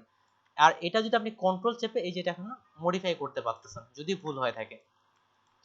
ঠিক সিমিলার এটাও কার্ভ, তাহলে এখান থেকে ভিতর দিকে নিয়ে নিলাম, আর স্পেস চেপেও পয়েন্টারটাকে সরানো যায়। এটা কিন্তু এই ইমেজটা যারা দক্ষ আছে, যারা শুধু ক্লিপিং পাথ নিয়ে কাজ করে, তারা চাইলে 2 মিনিটেরও কম সময়ে এই কাজটা করে ফেলবে, যারা শুধু ক্লিপিং পাথ নিয়েই কাজ করে। আর আগেও আমি ক্লিপিং পাথ নিয়েও কাজ করতাম, শুধু ক্লিপিং পাথ নিয়ে 2 মাসের মতো যে কোম্পানিতে কাজ করছিলাম তারা ক্লিপিং পাথ নিয়ে ট্রেনিং করাইছিল। এটাকে বলা হচ্ছে ক্লিপিং পাথ। এই যে টানতেছি আর এখানেও হালকা করে টেনে দিচ্ছি, এই যে পয়েন্টারগুলো বড় করে রাখলে ভালো হয়। আর এটা যদি একবারে কভার করা যায় তাহলে একবারে কভার করেন, আর যদি দুবার লাগে তাহলে দুবারে কভার করেন।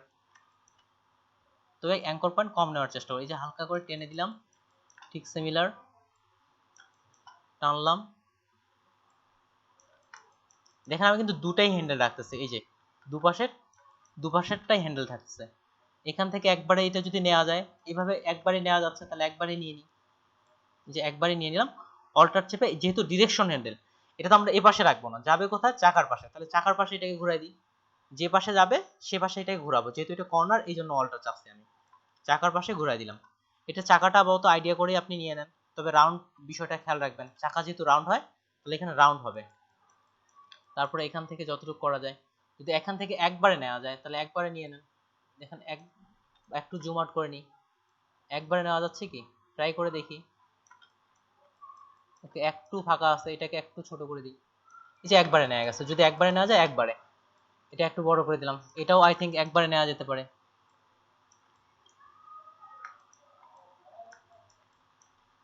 এটাও একবারে নেওয়া যেতে পারে, টানলাম এখান থেকে, এটা একবারে নিয়ে হালকা এইদিকে ডিরেকশন দিয়ে দিলাম। এবং দেখবেন যেমন এখানে দেখেন, এটা যেন বাইরের দিকে চলে না আসে এবং গাড়িটাও খুব বেশি কেটে না ফেলে, এই বিষয়টাও লক্ষ্য রাখতে হবে। ঠিক সিমিলার চাকার ক্ষেত্রে যতটা পারি রাউন্ড করে নিই, যদি একবারে নেওয়া যায় তাহলে একবারে নেন, আর যদি একবারে নিতে না পারেন দুইবারই নেন, সমস্যা নেই। তবে শর্ত হচ্ছে যতটা পারেন কম পয়েন্টার নেন, যত কম পয়েন্টার নেবেন সেক্ষেত্রে জিনিসটা অনেকটা স্মুথ হয়। এটা নিলাম, আবার অল্টার চেপে, যেহেতু কর্নার অল্টার চেপে নিলাম, এটা কিন্তু কর্নার না, ছোট্ট একটা কার্ভ।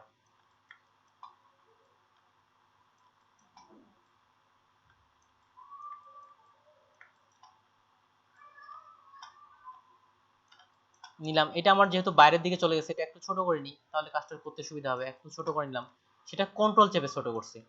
আর যদি এই ধরনের ছোট ছোট কার্ভ থাকে তাহলে কি করবেন, এটার কাজ বরাবর একটা পয়েন্টার, তার সাইডে আরেকটা পয়েন্টার, তাহলে কাজটা স্মুথ হয়। এখানে একটা পয়েন্টার, এটা কার্ভ আছে, আমরাও ছোট করে একটা কার্ভ নিয়ে নিলাম এখানে। তারপর এটা যদি বড় আছে পুরোটাই হয়তো একসঙ্গে নেওয়া যেতে পারে, যতটুকু নেওয়া যায় অনেক, ওকে নেওয়া যাচ্ছে।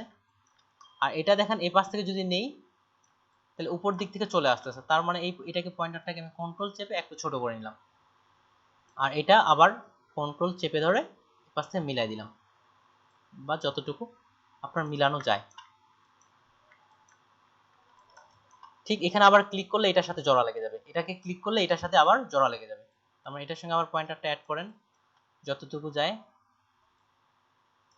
পয়েন্টার অ্যাড করলাম, এখানেও একটা কার্ভ আছে, তাহলে হালকা করে এখানে একটা এদিকে ডিরেকশন দিলাম, আর এটার সাথে সবশেষে এসে এই যে ক্লিক করলে জোড়া লেগে যাচ্ছে।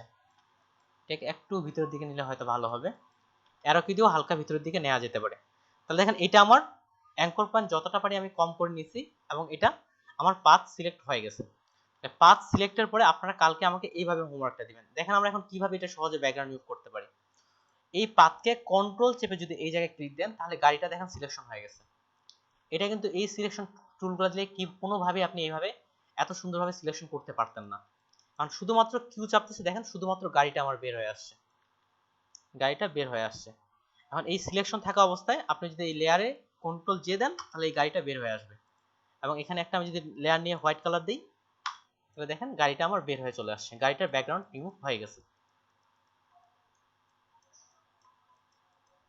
গাড়িটার ব্যাকগ্রাউন্ড রিমুভ হয়ে গেছে। তাহলে আগামীকাল আপনারা আমাকে কিভাবে এই কাজটা জমা দিবেন, আগামীকাল এই কাজটা জমা দিবেন আমাকে জেপিজি ফাইলে। জেপিজি ফাইল কেমন এবং এখানে পাথ থাকবে, যেমন পিএনজি আমাদের ট্রান্সপারেন্ট সাপোর্ট করতে পারে, ঠিক জেপিজি কিন্তু পাথ সাপোর্ট করে, কিন্তু পিএনজি ট্রান্সপারেন্ট সাপোর্ট করে না। সরি, পিএনজি আপনার পাথ সাপোর্ট করে না, কিন্তু জেপিজি আবার পাথ ধরে রাখতে পারে।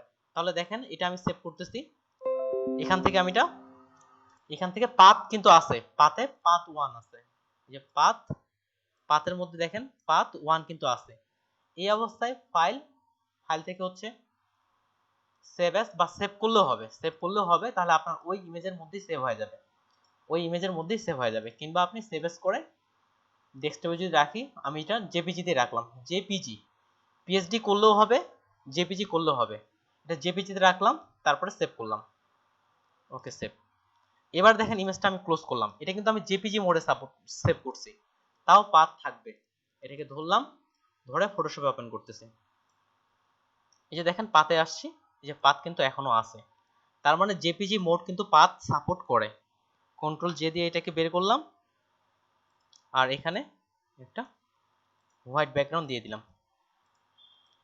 কিন্তু এখন আমি আপনাকে হোয়াইট ব্যাকগ্রাউন্ড দেওয়ার প্রয়োজন নেই, কিংবা এখান থেকেও বের করার প্রয়োজন নেই। তাহলে আপনার কাছে নিব আমি শুধুমাত্র জেপিজি ইমেজ যেখানে পাথ থাকবে, কিন্তু এই ইমেজটা আপনি যদি ফটোশপে আপলোড করেন তাহলে কিন্তু পাথ থাকবে না। এই জন্য আপনাকে গুগল ড্রাইভে ছবিটাই আপলোড করতে হবে। গুগল ড্রাইভে, হোয়াটসঅ্যাপে করলেও সেটা পাথ থাকে না, চলে যায়, তবে ডকুমেন্ট করলে হয়তো থাকতে পারে। এই জন্য আমাকে ফাইলটা জমা দিবেন গুগল ড্রাইভে, ফাইলটা জমা দেওয়া হবে গুগল ড্রাইভে। এরকম আপনারা ইমেজ কিভাবে ফাইলটা জমা দিবেন এটা আগে দেখাই, তারপরে কোন ইমেজগুলো করবেন সেটা দেখাই। তাহলে সিম্পল গুগল ড্রাইভে কিভাবে আপলোড করতে হয় সে বিষয়টা দেখে নেন, অনেকে হয়তো জানে না গুগল ড্রাইভে কিভাবে ফাইল আপলোড করতে হয়। জাস্ট আমি এখানে ক্লিক করলাম, আপনি চাইলে এখানে গুগল ড্রাইভ লিখেও সার্চ করতে পারেন, আর যদি গুগল ক্রোম ব্রাউজার হয় তাহলে এখানে একটা বাটন পাবেন, এখান থেকে গুগল ড্রাইভে চলে যান। আর যদি না হয় এখানে GWGLE গুগল ড্রাইভ লিখে সার্চ করলেও চলে আসে, DRIVE এইভাবে সার্চ করলে প্রথম যে লিঙ্কটা আসতেছে সেটাই, কিংবা আপনি এখান থেকে সিলেক্ট করে গুগল ড্রাইভ, এখানে আসলেন, আসার পরে আপনার যে কাজটা করা হয়েছে ওখানে কিন্তু পাথ থাকতেছে। জেপিজি ফাইল দিলেও হবে, পিএসডি দিলেও হবে, তবে জেপিজি দিতে পারেন, পিএসডির ফাইলের মেগাবাইটটা অনেক বেশি হয়ে যাবে। এই যে এই ইমেজটা আমি কাজ করছি, এটা আপনি চাইলে এখানে একটা ফোল্ডার তৈরি, যেমন এলডিবি নামে একটা ফোল্ডার তৈরি করছি, আপনি চাইলে একটা ফোল্ডার তৈরি করে নিতে পারেন। রাইট বাটন ক্লিক করে নিউ ফোল্ডারে ক্লিক করলে নতুন ফোল্ডার তৈরি হয়ে যাবে। যেমন এই যে এলডিবি ফোল্ডারটা আমি সিলেক্ট করলাম, বা আপনি চাইলে একটা ফোল্ডার এভাবে তৈরি করে নিতে পারেন, যে কোনো একটা ফোল্ডার আপনি তৈরি করে নিতে পারেন। ফোল্ডার তৈরি ছাড়াও কাজ করতে পারেন, ইমেজটা ধরে এখানে ছেড়ে দেন, দেখেন যে ইমেজটা আপলোড হওয়া শুরু করছে, এই যে ইমেজটা এই যে এখানে কোণে আপলোড হচ্ছে, ওকে গট ইট দিলাম, ইমেজটা দেখেন এই যে আপলোড হয়ে গেছে, নিচের দিকে দেখেন ইমেজটা আপলোড হয়ে গেছে। এটা এখন আপনাকে শেয়ার করতে হবে, শেয়ার করবেন কিভাবে, এখানেই মানুষ সবচেয়ে ভুলটা বেশি করে। শেয়ার করার জন্য ইমেজটাকে সিলেক্ট করলেন, তারপর রাইট বাটন ক্লিক করে দেখেন লেখা আছে গেট শেয়ার, এখানে ক্লিক করে এটা আপনাকে মাস্ট বি এনিওয়ান করতে হবে, মাস্ট বি এনিওয়ান, রেস্ট্রিকেট করলে আমি আপনার ফাইলটা দেখতে পাবো না। এখান থেকে এটা এনিওয়ানে মার্ক করবেন, তারপরে কপি লিংক, ডান। আর যে লিংকটা কপি করলেন সেই লিংকটা এখানে পোস্ট করবেন, এই যে গুগল ড্রাইভের লিংকটা দেখেন এখানে পোস্ট করলে এই যে আমার গাড়ির ছবিটা চলে আসতেছে। এই হচ্ছে গুগল ড্রাইভে আপলোড করা। তাহলে এখান থেকেও করতে পারেন, কিংবা এই যে এখানে একটা আইকন আছে এখানেও ক্লিক করে করতে পারেন। তাহলে আপনাকে মাস্ট বি এখান থেকে কি করতে হবে, রেস্ট্রিকেট করা যাবে না, রেস্ট্রিকেট মানে এটা কেউ দেখতে পাবে না, আর এনিওয়ান মানে যে কেউ দেখতে পারবে।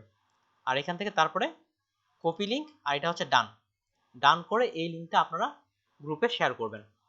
এখন তবে ওখানে দেখবেন যে পাথ আছে কিনা, কারো বুঝতে অসুবিধা হয়েছে এমন কেউ আছেন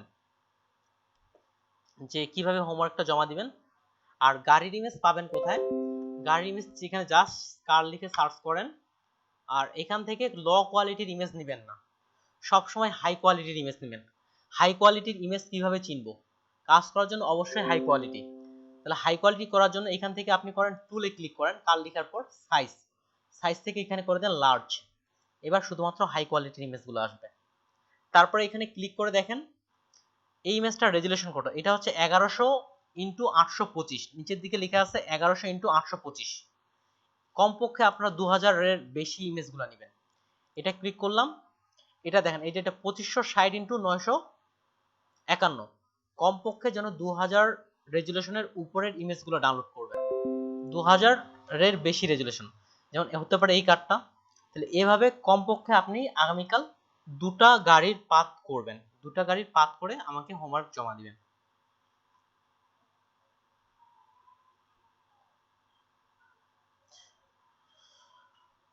আচ্ছা ফাইমুজ্জামান ভাই, আপনি আমাকে শুনতে পাচ্ছেন?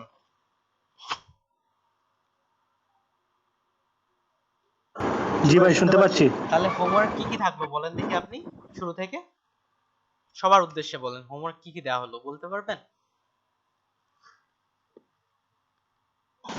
বুঝতে পারি নাই ভাই, কি বললেন? বললাম যে ভাই আমাদের কি কি হোমওয়ার্ক দেওয়া হলো আজকে, আপনি কি বলতে পারবেন শুরু থেকে?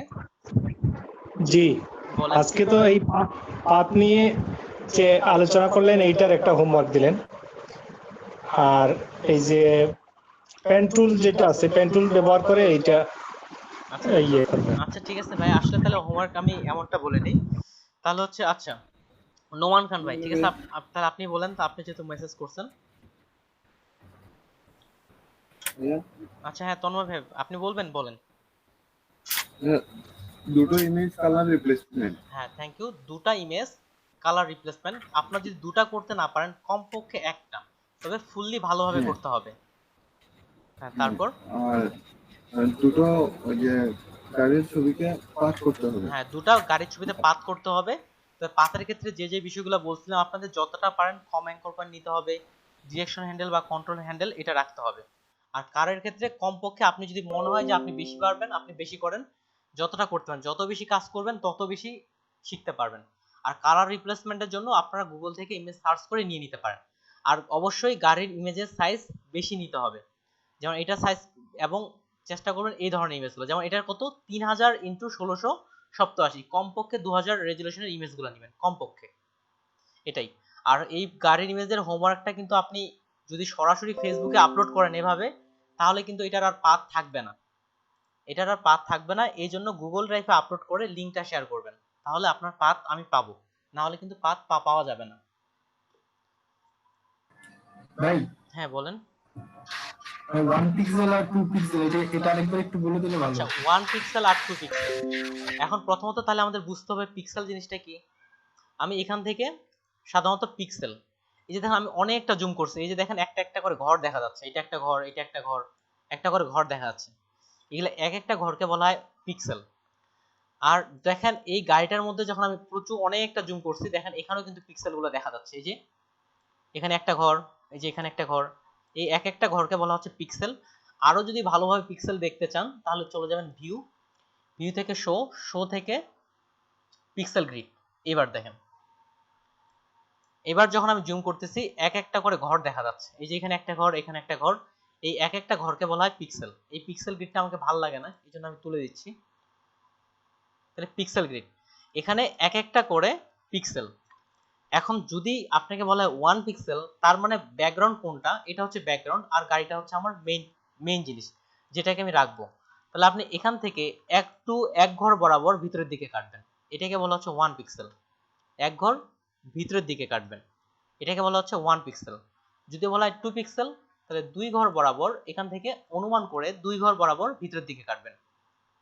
আর যদি এজ বরাবর বলা হয় তাহলে একদম সমান করে, গাড়িটাও কাটা যাবে না, ব্যাকগ্রাউন্ডটাও যেন কাটা না যায়, এটাকে বলা হচ্ছে আপনার এজ বরাবর। তবে আপনারা আগামীকাল আমাকে যেটা হোমওয়ার্ক দিবেন সেটা হচ্ছে 1 পিক্সেল কাটবেন আপনারা, অর্থাৎ একটু ভিতরের দিকে অবজেক্টটাকে কাটবেন, একটু ভিতরের দিকে, যেন ব্যাকগ্রাউন্ড না আসে। ভাই এখন কি মোটামুটি ক্লিয়ার হয়েছেন পিক্সেলের বিষয়টা? ওকে ওকে, আমি ক্লাসের ভিডিওটা সেভ করে দিচ্ছি, সেভ করে আপলোড দিয়ে দিচ্ছি। কারো কোনো প্রশ্ন থাকলে বলতে পারেন, যেটা ক্লাসের ভিডিওর মধ্যে প্রয়োজন এমন কিছু। আচ্ছা যারা নামাজে যেতে চাচ্ছেন রোল নাম্বারটা